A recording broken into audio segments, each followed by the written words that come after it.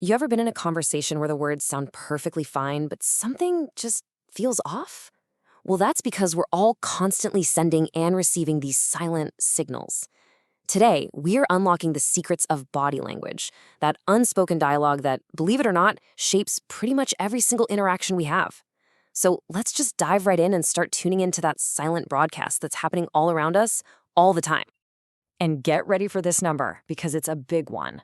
According to researchers Alan and Barbara Pease, up to 90% of all our communication is nonverbal. Yeah, you heard that right, 90%. That means the vast majority of what we're saying has absolutely nothing to do with the words coming out of our mouths. It's all about the silent broadcast of our real feelings and intentions. And when you think about it, this makes perfect sense. Body language is our original primal form of communication. I mean, long before we had words for friend or danger, we had gestures, posture, facial expressions. It's a language that is literally hardwired into our brains from millions of years of evolution. So let me ask you, are you even aware of the signals you're sending out right now? There was this one experiment where people couldn't even recognize their own bodies in a mirror. That's just how unconscious this stuff is for most of us. So what story is your posture telling while you're sitting here listening to this? Kind of makes you think, right? Okay, so before we start trying to decode everybody around us, we need a framework. Because if you misinterpret a single gesture, you can create some huge misunderstandings. So we're going to start with the 3 golden rules for reading body language accurately. Think of this as your basic toolkit. You got to have it. So the first and honestly the most important rule is this. You can never, ever interpret a single gesture by itself. First, you have to read gestures in clusters. So someone's crossing their arms. Okay, but what are their hands doing? What's their face saying? Second, you have to consider the context. Are they crossing their arms in a freezing cold room? Well, they might just be cold. And third, look for the sequence. If they cross their arms right after you suggest an idea and then lean back, well, now that tells a much clearer story, doesn't it? That's defensiveness. All right, so now that we've got the rules down, let's get to the really fun part. Decoding some of the most common and, frankly, most powerful signals you're going to see every single day. We're going to focus on the core language of openness, defensiveness, and of course, status. Let's start with something as simple as the hands. Just the way you orient your palm sends a super powerful subconscious message. A palm-up gesture? That's an ancient signal of openness and honesty. It's basically showing you're not holding a weapon. It's completely non-threatening. But just turn that palm down, and instantly it signals authority and dominance. It's like you're physically or metaphorically pushing something, or someone, down. Now, let's talk about the crossed arm gesture. This is one of the most common and most misunderstood signals out there.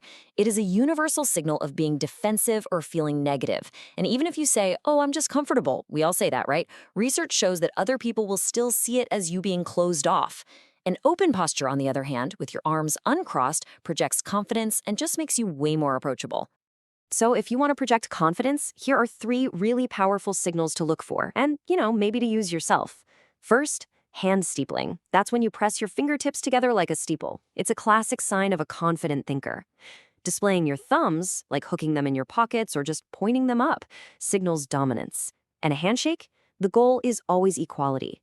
A firm, vertical grip communicates mutual respect. It avoids the aggression of a palm-down shake or the submission of a weak one. Okay, so we've talked about hands and arms, which, we can control to some degree. But what about the part of our body that just leaks the most truth? The part we almost never, ever think to manage? That's right, our feet and our legs. Because they're the furthest thing from our brain, and we're just not conscious of them, they often reveal where our mind truly wants to go. The feet, my friends, do not lie. So let's break down what our feet are screaming at us. If someone's talking to you, but their feet are angled towards the door, yeah, their mind is already on its way out. A foot pointed toward you, on the other hand, shows genuine interest. A leg twine, which you often see in women, can signal some insecurity or shyness. And that jiggling foot? That's a huge sign of impatience or nervous energy just dying to be released. All right, let's touch on the classic gestures people associate with lying. You see, when we lie, our subconscious literally tries to cover it up. The brain tells the hand to cover the mouth or to touch the nose. Physiologically, lying can actually cause a rush of blood to the capillaries in your nose, which makes it itch. They call it the Pinocchio effect. Now, remember, these aren't proof of a lie, but they are definitely red flags that something is making that person uncomfortable. Okay, now for a really, really critical warning. While a lot of these signals are universal, body language is not a universal language. Assuming a gesture means the same thing everywhere, well, that can lead to some very awkward or even seriously offensive situations. Just take the simple okay gesture. In the US, it means all good, no problem. In Japan, it means money. In France, it can mean you are worth zero.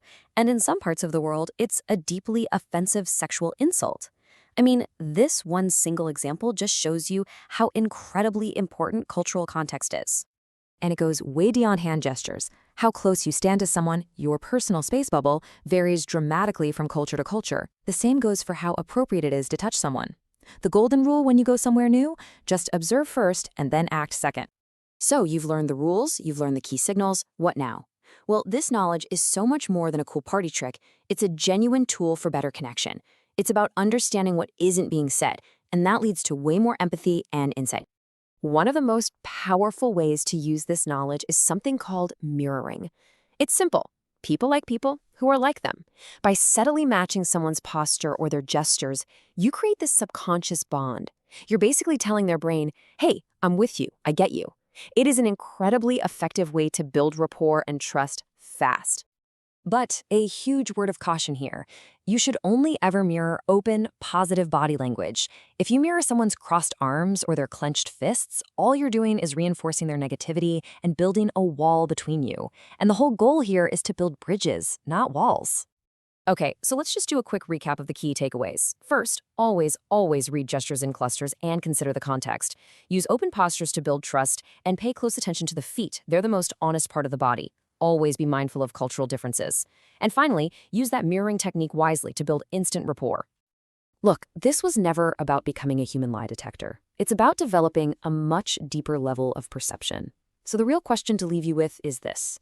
Now that you can see the silent signals all around you, how will you use this new awareness not just to see more, but to actually listen and connect on a much, much deeper level?